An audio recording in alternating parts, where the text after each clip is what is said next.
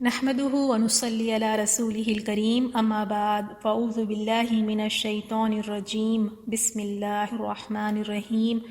رب اشرح لي صدري ويسر لي امري واحلل عقدة من لساني يفقهوا قولي ربنا زدنا علما آمین یا رب۔ السلام علیکم ورحمۃ اللہ وبرکاتہ۔ الحمدللہ آج ہم نیا سورہ شروع کریں گے۔ 29واں پارہ چل رہا ہے اور اب تک ہم نے 6 صورتوں کو مکمل کیا ہے۔ سورۃ الملک، سورۃ القلم، سورۃ الحاقہ، سورۃ المعارج، سورۃ النوح، سورۃ الجن، اور یہ 29ویں پارے کا 7واں سورہ جو آج ہم انشاءاللہ شروع کریں گے، سورۃ المزمل، اور یہ مکی سورہ ہے۔ اس میں 20 آیات ہیں۔ تو پہلے ہم دیکھیں گے اس سورے کا شان نزول ہم دیکھیں گے، اور پھر آیت نمبر 1 سے لے کر 9 تک رات کو قیام کرنے کا حکم، تلاوت قرآن کا طریقہ، عظمت قرآن اور رات کے قیام کا شرف، اس کے بارے میں ذکر ہے۔ پھر آیت 10 سے 18 میں ہم دیکھیں گے کفار کی اذیتوں پر صبر کا حکم اور ان کا انجام۔ پھر اللہ تعالیٰ نے فرمایا تمہارے رسول یعنی رسول صلی اللہ علیہ وسلم بھی موسیٰ علیہ السلام کے مانند ہے۔ پھر قیامت کے دن کے عذاب کی وعید کا ذکر ہے۔ پھر لاسٹ کی 2 آیات، آیت 19 اور 20 میں اس صورت سے عقل مند ہی نصیحت حاصل کرتے ہیں، اور پھر قیام اللیل کے بارے میں ہے کہ اللہ تعالیٰ نے قیام اللیل کا حکم دیا اور پھر اس کو منسوخ کر دیا، اور پھر صدقہ و نیکی کا حکم ہے۔ اس صورت میں ہم دیکھیں گے دعوت اللہ کا ذکر ہے کہ ایک دائی کے بارے میں، کہ خاص طور پہ ایک دائی کے لیے اس میں بہت ساری نصیحتیں ہیں، یاد دہانی ہے کہ دائی کی کیا خصوصیات ہونی چاہیے، اس کی عبادت، اس کے اخلاق، یہ ساری باتوں کا ہم یہاں پہ ذکر دیکھیں گے۔ سب سے پہلے ہم دیکھتے ہیں اس کا شان نزول۔ اس کے بارے میں یہ ہے کہ حضرت جابر رضی اللہ تعالیٰ عنہ سے روایت ہے کہ قریش دار الندوہ میں جمع ہو کر کہنے لگے، ایک جگہ تھی جہاں پہ یہ سارے جمع ہوئے، اور جمع ہو کر کہنے لگے کہ اس شخص کا ایسا نام رکھو جو لوگوں کو اس کے قریب آنے سے روک دے۔ کہنے لگے کہ اس کا نام کاہن رکھ دو، مگر کچھ لوگوں نے کہا نہیں وہ کاہن نہیں ہے، تو کہنے لگے اس کا نام مجنون رکھ دو۔ پھر کچھ لوگوں نے کہا نہیں وہ مجنون نہیں ہے، تو کہنے لگے پھر اس کا نام جادوگر رکھ دو۔ اس کی بھی تردید کرتے ہوئے کچھ لوگوں نے کہا نہیں وہ جادوگر بھی نہیں ہے۔ تو مشرک کسی ایک بات پر متفق نہ ہو سکے اور پھر وہ اٹھ کر اپنے گھروں کو چلے گئے۔ جب یہ خبر نبی صلی اللہ علیہ وسلم تک پہنچی تو آپ صلی اللہ علیہ وسلم بہت افسردہ ہو کر چادر اوڑھ کر لیٹ گئے، بہت غمزدہ ہوئے ان کی اس باتوں پر۔ تو اس وقت پر جبریل علیہ السلام ان 2 صورتوں کو، یا ایھا المزمل اے کپڑے میں لپٹنے والے، اور یا ایھا المدثر اے لحاف میں لپٹنے والے، یہ 2 صورتوں کو لے کر نازل ہوئے۔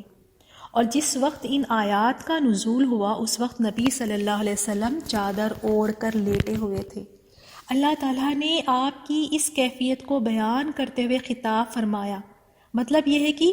اس چادر کو چھوڑ دیں، یا ایھا المزمل اے چادر میں لپٹنے والے، آپ اٹھیں، آپ اس چادر کو چھوڑ دیں اور کیا کریں؟ نیکسٹ آیت میں قم اللیل، آپ اٹھیں، آپ کیا کیجئے گا؟ قیام کیجئے گا، آپ قیام کیجئے، الا قلیلا مگر تھوڑا سا، یعنی آپ رات کو اس طرح کپڑے میں لپیٹ کر سونا ترک کریں،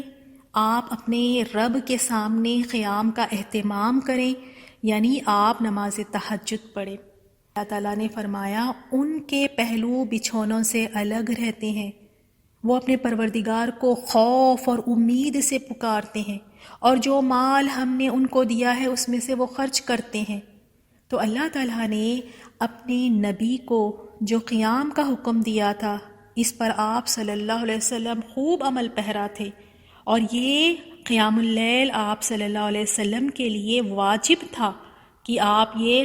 یعنی نماز تہجد قیام اللیل آپ ضرور کریں۔ اور اسی طرح بنی اسرائیل میں بھی اللہ تعالیٰ نے فرمایا وَمِنَ اللَّيْلِ فَتَہَجَّدْ بِهِ، اللہ تعالیٰ فرماتے ہیں اور کچھ رات سے بھی پس آپ تہجد پڑھیں، اس قرآن کے ساتھ اس حال میں کہ یہ آپ کے لیے زائد ہے اور قریب ہے کہ رب کا مقام محمودہ، اور قریب ہے کہ آپ کا رب آپ کو مقام محمود میں کھڑا کرے۔ آیت نمبر 3 میں ہم دیکھتے ہیں، یعنی اللہ خلیلہ جو پہلی آیت میں آیا، سیکنڈ آیت میں، مگر تھوڑا سا، یعنی اس کی اللہ تعالیٰ نے یہاں اس کو واضح کر دیا اور اس کی مقدار کو بھی واضح کر دیا اور فرمایا کہ نصفہ، یعنی رات کا نصف حصہ، اوین خس، یا کم کیجئے، منہ اس سے، قلیلہ تھوڑا سا، یعنی آدھی رات یا اس سے بھی کچھ کم کر لیں۔ پھر نیکسٹ آیت میں او زد، یا زیادہ کیجیے، علیہ، اس پر، یا آپ اس سے تھوڑا زیادہ کر لیجئے۔ یعنی ہم آپ کو حکم دیے ہیں، ہم آپ کو حکم دے رہے ہیں کہ آپ نصف رات قیام کریں یا اس سے کچھ کم زیادہ، اس میں کوئی حرج نہیں ہے، یا آپ یعنی کچھ کم یا زیادہ کریں، اس میں کوئی حرج نہیں ہے۔ ورتل القرآن، ورتلی، اور پڑھیے، القرآن، قرآن، ترتیلا، ٹھہر ٹھہر کے۔ یہاں تلاوت قرآن کا طریقہ بتایا گیا ہے، یعنی قرآن کو ٹھہر ٹھہر کر پڑھا کریں، کیونکہ اس کے معنوں کو سمجھنے کے لیے، اس میں غور و فکر اور تدبر کرنے کے لیے، جب اس کو ہم ٹھہر ٹھہر کے پڑھیں گے، آرام آرام سے پڑھیں گے، تو اس میں غور و فکر بھی کر سکیں گے۔ اور اسی طرح رسول اللہ صلی اللہ علیہ وسلم تلاوت فرمایا کرتے تھے۔ حضرت عائشہ رضی اللہ تعالیٰ عنہ سے روایت ہے کہ آپ اس قدر ٹھہر ٹھہر کر تلاوت فرماتے، حتیٰ کہ ایک سورت اپنے سے طویل سورت سے بھی زیادہ طویل تر معلوم ہوتی، یعنی جو سورت آلریڈی اتنی طویل ہوتی، اتنی لمبی سورت ہوتی، اور آپ کے ترتیل سے وہ سورت اور بھی طویل تر معلوم ہوتی۔ اور اسی طرح صحیح بخاری میں حضرت انس رضی اللہ تعالیٰ عنہ سے روایت ہے کہ رسول صلی اللہ علیہ وسلم کے قرات کے بارے میں پوچھا گیا تو فرمایا کہ آپ یعنی آپ صلی اللہ علیہ وسلم خوب کھینچ کر قرات فرمایا کرتے تھے۔ پھر انہوں نے بسم اللہ الرحمن الرحیم کی قرات کر کے بتائی، یعنی بسم اللہ کو بھی کھینچ کر پڑھا، پھر اس کے بعد الرحمن اور پھر الرحیم کو بھی خوب کھینچ کر پڑھا۔ اور اسی طرح حضرت ام سلمہ رضی اللہ تعالیٰ عنہ سے روایت ہے، انہا سے روایت ہے کہ ان سے رسول صلی اللہ علیہ وسلم کی قرات کے بارے میں پوچھا گیا تو انہوں نے فرمایا کہ آپ ایک ایک آیت کو الگ الگ کر کے پڑھا کرتے تھے، یعنی اس طرح بسم اللہ الرحمن الرحیم، الحمد للہ رب العالمین، الرحمن الرحیم، مالک یوم الدین، یعنی ہر آیت کو الگ الگ کر کے پڑھا کرتے تھے۔ تو ہمیں بھی چاہیے کہ ہم جب بھی قرآن کی تلاوت کریں تو ہر آیت پر ہم رکیں اور آرام آرام سے تلاوت کریں، ٹھہر ٹھہر کر ہم تلاوت کریں۔ اور جیسے حدیث میں آتا ہے، آپ صلی اللہ علیہ وسلم نے فرمایا، قرآن کو اپنی آواز کے ساتھ مزین کرو، یعنی اس کو خوبصورت بناؤ، اپنی آواز کے ساتھ اس کو اچھی طرح سے پڑھو، خوبصورتی سے پڑھو، اس کو خوبصورت آواز سے اسے پڑھو۔ اور دوسری صحیح البخاری کی حدیث میں آپ صلی اللہ علیہ وسلم نے فرمایا، جو اچھی آواز کے ساتھ قرآن نہ پڑھے وہ ہم میں سے نہیں ہے، صحیح بخاری کی حدیث ہے۔ اور اسی طرح حضرت ابن مسعود رضی اللہ تعالیٰ عنہ سے روایت ہے، قرآن کو ریت کی طرح نہ پھیلاؤ اور نہ اسے شعر کی طرح گاؤ، بلکہ اس کی عجائب کے پاس رک جاؤ، اس کے ساتھ دلوں کو حرکت دو، اور یہ قصد نہ کرو کہ سورت کے آخری حصے پر جلدی پہنچ جاؤ، یعنی ابھی تو سورت شروع کی ہے، سورہ آپ نے شروع کیا ہے، ابھی شروع ہی کیا ہے اور فکر کیا پڑ گئی ہے کہ بس اب کب ختم ہوگا، بار بار پیجز پلٹا کے دیکھ رہے ہیں کہ جلدی ختم ہو جائے۔ تو یہ قصد نہ کرو کہ سورت کے آخری حصے پر جلدی پہنچ جاؤ۔ تو یہاں ہم نے دیکھا کہ قرآن کو ترتیل کے ساتھ پڑھنا ہے، آرام سے ٹھہر کے ایک ایک لفظ کو اچھی طرح سے ادا کرنا ہے، ہر تجوید کا خیال رکھنا ہے، مخارج کا خیال رکھنا ہے، اور جلدی جلدی نہیں پڑھنا ہے، تیز رفتاری کے ساتھ نہیں پڑھنا، اور اسی طرح ہر ایک حروف کو اچھی طرح سے صحیح طریقے سے اس کی ادائیگی کرنا۔ اور اس کے آداب میں یہ بھی ہے کہ جب تلاوت کریں اور کچھ آیات اگر ایسی آتی ہیں جس میں اللہ تعالیٰ کی رحمت کا ذکر ہے تو اس وقت پہ اللہ تعالیٰ کی رحمت کا سوال کرنا چاہیے۔ اور اگر تلاوت کرتے ہوئے کوئی ایسی آیات آ جاتی ہیں جس میں عذاب کا ذکر ہے تو پھر اس وقت پہ واقعی انسان کو ڈرنا چاہیے، فکر مند ہونا چاہیے اور اس سے اللہ سبحانہ و تعالیٰ کی پناہ مانگنا چاہیے۔ اسی طرح جب وہاں آیات میں ہم دیکھیں کوئی ایسی آیت ہے جس میں کوئی دعا بتائی ہے یا دعا کا ذکر ہے تو اس وقت پر اللہ تعالیٰ سے اس چیز کا سوال کرنا چاہیے۔ تو جب قرآن کی تلاوت کریں تو اس کا جو آداب ہے اس کا حق ادا کرتے ہوئے، یعنی ترتیل کے ساتھ۔ اور دیکھیں رسول اللہ صلی اللہ علیہ وسلم اسی طرح ترتیل کے ساتھ قرآن کی تلاوت فرمایا کرتے تھے اور اپنی امت کو بھی ترتیل کے ساتھ یعنی ٹھہر ٹھہر کر پڑھنے کی تلقین کی ہے، خوبصورت آواز کے ساتھ ٹھہر ٹھہر کر ہر آیت کو الگ الگ پڑھنا۔ ہم کس طرح سے پڑھتے ہیں کہ جب ہم تلاوت کرتے ہیں تو ہماری فکر یہ ہوتی ہے کہ ہم جلد سے جلد اس سورے کو یا اس پارے کو ہم مکمل کریں، اور اس میں ہم اتنی تیز پڑھتے ہیں اور پھر ہر آیت پر بھی ہم نہیں رکتے، تو ہر آیت پہ رک کر ٹھہر کر اور خاص طور پہ غور و فکر کرنا چاہیے، تدبر کے ساتھ اس کو پڑھنا چاہیے۔ اب لیکن سوال یہاں پہ یہ اٹھتا ہے کہ ہم غور و فکر کس طرح کریں، تدبر کس طرح کریں، یا ہر آیات پہ اگر رحمت کا ذکر آیا تو رحمت کا سوال کریں، عذاب کا ذکر ہے تو اس سے اللہ تعالیٰ کی پناہ مانگنا چاہیے، یا پھر تو ہمیں کس طرح یہ پتہ چلے گا؟ کیونکہ ہم نے تو کبھی اس طرح کوشش ہی نہیں کی کہ ہم قرآن کو عربک میں سمجھ سکیں، ہم تو بس عربک میں پڑھے جاتے ہیں جلدی جلدی، تو اس میں غور و فکر بھی نہیں ہوتا ہے۔ تو ضرور کوشش کریں، اللہ تعالیٰ نے دیکھیں ہمیں پیدا ہی اس لیے کیا ہے کہ ہم اس کی عبادت کر سکیں، تو قرآن سے ہی ہم سیکھیں گے کہ اللہ تعالیٰ کی بہترین عبادت ہم کس طرح کریں، تو اس کو سمجھ کے پڑھنا بہت ضروری ہے۔ تو کوشش ضرور کریں کہ قرآن کو سمجھیں آپ۔ الحمدللہ ہمارے یہاں بھی فہم القرآن کا کورس چل رہا ہے، اب ہم نے ایک پارے کو مکمل کیا ہے۔ آپ ہمارے یہاں یا کہیں اور سے بھی ضرور کوشش کریں کہ قرآن کو آپ سمجھ کر پڑھنے والی بنیں، آپ کوئی ایسا کورس لیجئے گا اور ترجمے کے ساتھ پڑھیں۔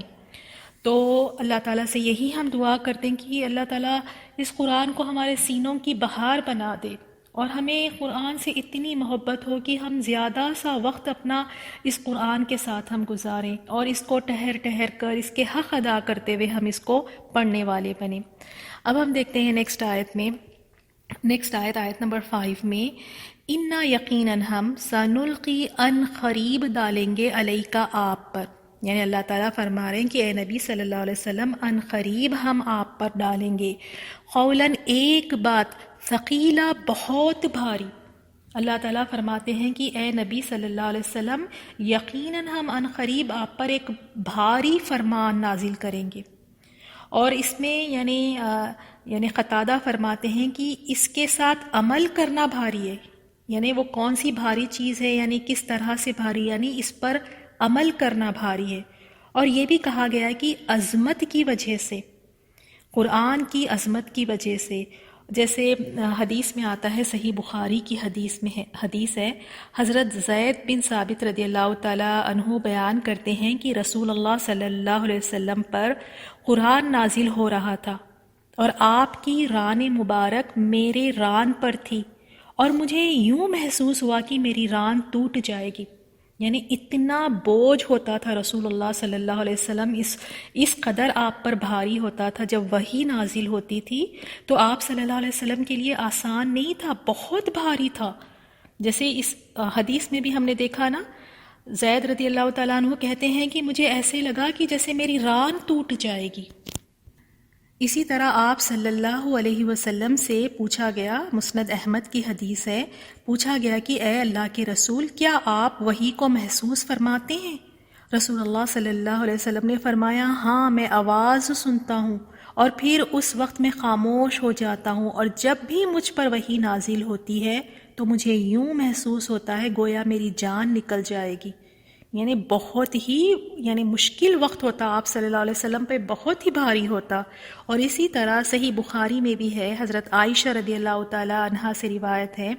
حارث بن حشام نے رسول صلی اللہ علیہ وسلم سے پوچھا، اے اللہ کے رسول صلی اللہ علیہ وسلم، آپ کے پاس وحی کس طرح آیا کرتی ہے؟ آپ نے فرمایا، کبھی تو میرے پاس وحی اس طرح آتی ہے جیسے گھنٹی کی آواز ہو، اور یہ مجھ پر بہت سخت ہوتی ہے۔ جب وہ فرشتہ مجھ سے جدا ہوتا ہے تو اس نے جو کچھ کہا ہوتا ہے وہ میں نے یاد کر لیا ہوتا ہے، اور کبھی کبھی فرشتہ میرے پاس آدمی کی صورت میں آتا ہے اور وہ مجھ سے گفتگو کرتا ہے، تو میں ان باتوں کو یاد کر لیتا ہوں جو وہ مجھ سے کہتا ہے۔ پھر حضرت عائشہ رضی اللہ تعالیٰ عنہ فرماتی ہیں کہ میں نے سخت سردی کے دن بھی آپ صلی اللہ علیہ وسلم پر وحی کو نازل ہوتے دیکھا کہ جب فرشتہ آپ سے جدا ہوتا تو آپ صلی اللہ علیہ وسلم کی پیشانی مبارک پیشانی پر پسینہ ہوتا، یعنی سخت سردی کا موسم ہے اور اس وقت بھی آپ صلی اللہ علیہ وسلم کی پیشانی پر پسینہ ہوتا، اور یہ صحیح بخاری نے اسے روایت کیا ہے۔ اسی طرح امام احمد نے بھی حضرت عائشہ رضی اللہ تعالیٰ عنہا سے روایت کیا ہے کہ اگر وحی کے وقت رسول اللہ صلی اللہ علیہ وسلم اپنے سواری پر ہوتے تو وہ بوجھ کی شدت کی وجہ سے وہ سواری اپنی گردن ہلانے لگ جاتی۔ اور اسی طرح ابن جریر نے فرمایا کہ قرآن دونوں اعتبار سے ثقیل ہے۔ کس طرح سے؟ یعنی قرآن دنیا میں بھی بھاری ہے، اسی طرح قیامت کے دن یہ میزان میں بھی بہت بھاری ہوگا۔ اور یہ کہ قرآن کس طرح سے بھاری ہے، یعنی اس کے احکام اور فرائض پر عمل کرنا، اس کے حدود کی پابندی کرنا، اس کی تبلیغ اور دعوت ایک بہت بھاری عمل ہے۔ اور بعض نے یہ بھاری پن سے وہ بوجھ مراد لیا ہے جو رسول اللہ صلی اللہ علیہ وسلم وحی کے وقت آپ صلی اللہ علیہ وسلم پر پڑتا تھا، اور اس بوجھ کی وجہ سے آپ یعنی شدید سردی کے موسم میں بھی، سردی کے دن میں بھی آپ صلی اللہ علیہ وسلم پسینے سے شروبار ہو جاتے۔ الحمدللہ، جیسے آج کی آیات میں ہم نے دیکھا، اللہ سبحانہ و تعالیٰ فرماتے ہیں کہ قرآن کی تلاوت ہم کس طرح کریں؟ ترتیل کے ساتھ۔ صحابہ اکرام رضی اللہ تعالیٰ عنہم اجمعین کے بارے میں دیکھیں، انہوں نے تو اپنی ساری زندگیاں قرآن کو دے دی تھیں۔ کچھ میں یہاں پہ آپ کے سامنے کچھ صحابہ کا ذکر کروں گی کہ جیسے خاص طور پہ اسید بن حضیر رضی اللہ تعالیٰ عنہ کے بارے میں آتا ہے کہ یہ تو صرف قرآن کو سن کر ایمان لائے تھے، اور ایمان لانے کے بعد قرآن مجید کے ہی ہو کر رہ گئے۔ اللہ اکبر! دیکھیں کہ کس طرح ان کا شوق تھا نا، اس کے بعد قرآن کے ہی ہو کر رہ گئے۔ جس طرح ہم آج کل دیکھتے ہیں نا، کوئی بچوں کے ہی ہو کر رہ جاتے ہیں، کوئی شوہر کے ہی ہو کے رہ جاتے ہیں، کوئی جاب کے ہی ہو کے رہ جاتے ہیں، یعنی بس زندگیاں ان کی نا اسی کے ارد گرد گھومتی ہیں۔ لیکن صحابہ کرام بھی کیا تھے؟ دیکھیں کہ ایمان لائے صرف قرآن کو سن کر، اور اس کے بعد پھر اسی کے ہو کر رہ گئے۔ اللہ تعالیٰ اس طرح کی محبت ہمیں بھی عطا فرمائے۔ اور یہ صحابہ جب یعنی دوسرے لوگ رات میں سو جاتے تو یہ اس وقت رات کی تنہائی میں قرآن کی تلاوت فرماتے، بڑی خوبصورت آواز میں اس کی یعنی تلاوت فرماتے۔ اور ایک رات جب وہ تلاوت کر رہے تھے تو آسمان سے روشن قندیلیں نظر آئی انہیں۔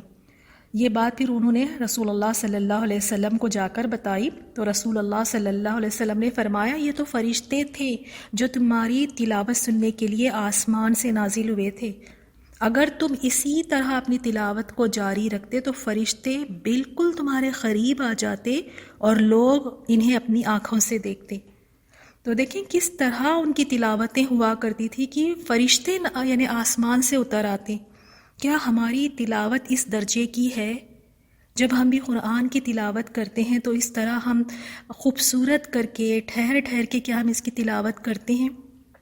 کیا ہماری تلاوت اس قابل ہے کہ فرشتے بھی ہماری تلاوت سننے کے لیے آسمان سے اترے؟ اور اسی طرح ابو بکر رضی اللہ تعالیٰ عنہ کی طرف دیکھیں کہ جب وہ قرآن کی تلاوت کرتے تو یعنی مسلسل ان کے آنکھ سے آنسو بہتے رہتے۔ وہ تو اتنا روتے قرآن کی تلاوت کر کے، اور جب وہ تلاوت کرتے تو مشرکین مکہ کی جتنی بھی عورتیں ہیں، بچے ہیں، سب وہاں جمع ہو جاتے اور کھڑے ہو کر قرآن کو سنتے۔ ہم تو اتنی آیات پڑھ لیتے ہیں لیکن کبھی یعنی ہماری آنکھوں سے آنسو ہی نہیں نکلتے، کیونکہ ہم غور و فکر کرتے ہوئے نہیں پڑھتے ہیں، یا پھر ہمیں سمجھ نہیں آتی، یا پھر ہم بہت جلدی جلدی پڑھتے ہیں۔ اللہ تعالی ہماری عافیت کے ساتھ اصلاح فرما دے۔ اور ایک صحابہ کے بارے میں آتا ہے، حضرت سالم رضی اللہ تعالیٰ عنہ کے بارے میں ہے کہ وہ اس قدر خوبصورت آواز میں تلاوت فرماتے کہ پاس سے گزرنے والوں کے قدم تھم جاتے، کہ وہ وہیں رک کر ان کی تلاوت سنتے، اور ایک رات رسول اللہ صلی اللہ علیہ وسلم دیر تک کھڑے ہو کر ان کی تلاوت سنتے رہے، اور اس قدر خوش ہوئے کہ اللہ تعالیٰ کی پھر حمد و ثنا بیان فرمائی، پھر فرمایا اللہ کا شکر ہے جس نے میری امت میں ایسی تلاوت کرنے والے لوگ پیدا فرمائے ہیں۔ اور آپ صلی اللہ علیہ وسلم بھی دیکھیں کہ آپ صلی اللہ علیہ وسلم کو یہ بہت پسند تھا کہ آپ دوسروں کو بھی قرآن سناتے اور دوسروں سے بھی سننا پسند فرماتے تھے، اور خاص طور پہ نماز تہجد میں جب قرآن مجید کی تلاوت فرماتے آپ صلی اللہ علیہ وسلم اس قدر روتے تھے کہ آپ کے سینے سے ہنڈیا کے ابلنے جیسی آواز آنے لگتی۔ تو دیکھیں ہم دیکھ رہے ہیں کہ کہیں یعنی تلاوت پر فرشتے آسمان سے اتر رہے ہیں، کہیں اتنا رو رہے ہیں، کہیں لوگ جمع ہو رہے ہیں، اور ہم قرآن کی تلاوت کرتے ہیں، کوئی فرق ہی نہیں پڑتا ہمیں۔ اب آپ دیکھیں اسید بن رضی اللہ تعالیٰ عنہ کے بارے میں ہم نے دیکھا نا کہ بس قرآن سن کر ایمان لائے اور بس قرآن کے ہی ہو کر رہ گئے۔ تو دیکھیں کہ یعنی جیسے ہم نے قرآن کو پڑھنا ہے تو اس کے بھی کوئی آداب ہے، تو تھوڑے سے ہم چند دیکھ لیتے ہیں۔ جیسے اللہ تعالیٰ نے خود فرمایا ہے تو قرآن کو ٹھہر ٹھہر کر آرام اور سکون سے پڑھنا چاہیے، جلد بازی نہیں کرنی چاہیے، اس میں آرام اور سکون سے پڑھیں، اور اچھی آواز سے پڑھنے کی کوشش کریں، اور اس اچھی آواز میں اب گانے کے انداز میں نہ پڑھیں کیونکہ اس سے منع کیا گیا ہے۔ لوگ آپ اکثر دیکھیں کہ قرآن کی تلاوت ایسے کرتے ہیں جیسے گانوں کو گایا جاتا ہے، سبحان اللہ، تو اس سے منع کیا گیا ہے۔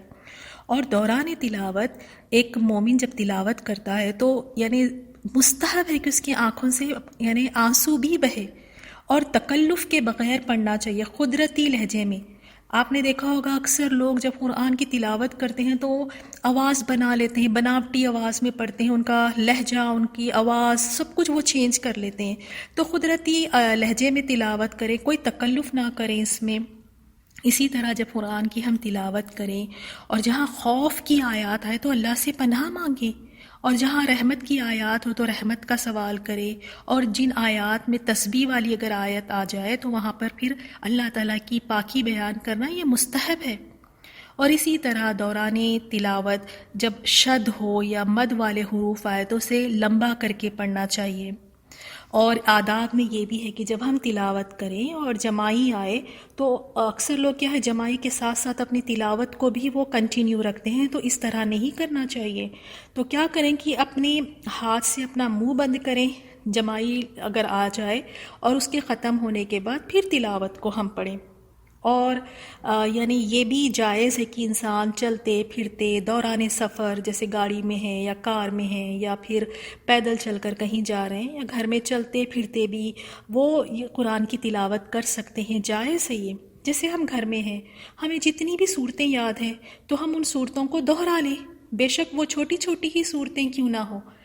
دیکھیں یعنی خاموش رہنے سے بہتر ہے کہ انسان اپنی زبان کو اللہ تعالیٰ کی یاد سے تر رکھے۔ کھانا ہم جب بنا رہے ہیں، سبزی ہم جب کاٹ رہے ہیں، برتن ہم جب دھو رہے ہیں یا کپڑے فولڈ کر رہے ہیں، تو اس وقت پہ ہم فارغ ہی ہوتے ہیں، تو جو بھی صورتیں ہمیں یاد ہے اسی کو دوہرا لیں، اسی کو پڑھ لیں،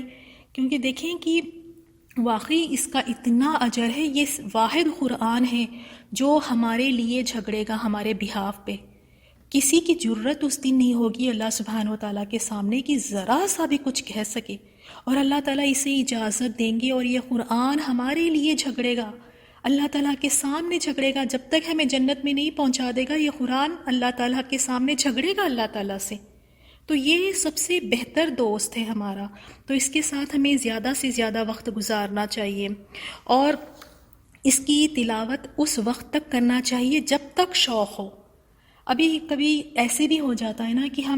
ہمارا ایک ٹارگٹ ہوتا ہے نا کہ ہم چاہتے ہیں کہ یہ آج کے دن میں اتنی آیات یا ایک جز یا جتنا بھی ہم نے ایک ڈیسائیڈ کیا ہے وہ ہم مکمل کرنا چاہتے ہیں، اور کبھی کبھار ایسا ہوتا ہے کہ تھوڑا سا سستی آنے لگتی ہے یا پھر شوق ختم ہونے لگتا ہے، تو اس وقت پہ پھر وہاں پہ رک جانا چاہیے، پھر تھوڑا سا فریش ہو کے بعد میں پھر پڑھ لیں۔ تو اس کی تلاوت اس وقت تک کرنی چاہیے جب تک شوق اور رغبت رہے۔ اور یہ بھی اکثر لوگوں کو نہیں پتہ، 3 دن سے کم مدت میں قرآن یعنی ختم کرنا درست نہیں ہے۔ اور وہ 3 دن کے اندر اندر جو قرآن کو ختم کرتے ہیں تو اس میں تلاوت کے حق بھی نہیں ادا ہوتے ہیں، جلدی جلدی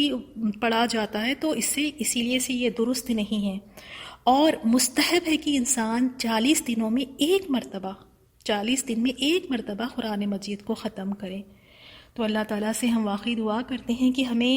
اللہ تعالیٰ ترتیل عطا فرمائے ہمارے قرآن کی تلاوتوں میں، اور ہم جب پڑھیں تو اللہ تعالیٰ بھی ہماری تلاوت سے اللہ تعالیٰ راضی ہو جائے، اور فرشتے بھی اللہ تعالیٰ یعنی ہماری تلاوت کو اتنی خوبصورت کریں کہ جب ہم تلاوت کریں تو واقعی فرشتے بھی آسمان سے اترے ہماری تلاوت سننے کے لیے۔